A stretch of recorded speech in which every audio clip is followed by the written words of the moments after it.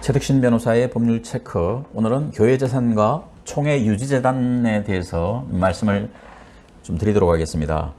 교회재산을 보존하기 위한 방법으로는 교회 이름으로 등기를 하거나 목사나 장로의 이름으로 등기를 합니다. 물론 목사나 장로의 이름으로 등기를 한다면 부동산 실권리자 명의 등기에 관한 법률 위반이 됩니다. 그래서 교회재산의 보존은 교회 명의로 등기하거나 유지재단을 활용하는 방법이 사용됩니다. 특히 요즘 교회 분쟁이나 갈등으로부터 교회재산을 지키는 방법으로 유지재단에 관심이 많아지고 있습니다.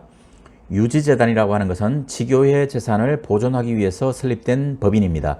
과거에는 부동산 실명법 위반으로 유지재단에 재산을 편입하는 것이 어려운 일이었지만 법률이 개정되어서 종교단체 명의로 물건을 등기한 경우는 법 적용에서 벗어나게 되었습니다. 그렇게 하여 유지재단을 교회 재산을 보존하기 위한 수단으로 활용한다면 과연 유지재단에 속한 교회 재산의 법률 관계는 어떻게 되는지 하는 것이 문제가 됩니다.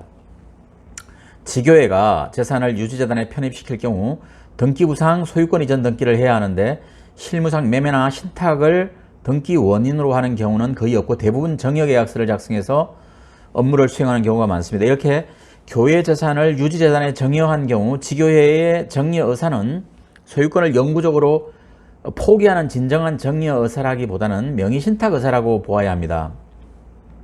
유지재단에 편입하는 방법으로 이전 등기의 방식을 사용했다 하더라도 명의신탁이라는 결론은 같습니다.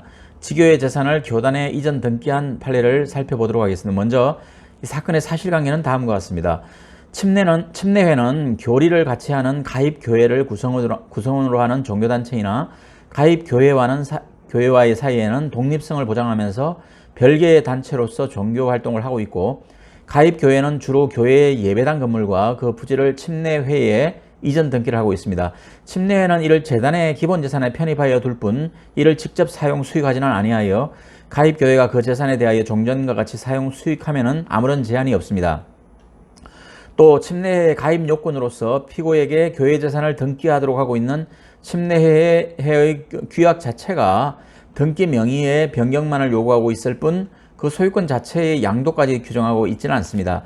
이 사실에 대해 대법원은 원고가 교회의 예배당 건물과 그 부지인 이 사건 부동산을 피고 명의로 등기하는 것은 그 소유권을 종국적으로 취득하게 하겠다는 데 있었다고 보기보다는 일종의 명의신탁에 해당한다고 본 원심 판단은 정당하다라고 판시했습니다. 따라서 교회 재산을 정여의 방법이든 이전 등기의 방법이든 유지재단에 편입하는 것은 명의신탁이라고 보는 것이 맞습니다.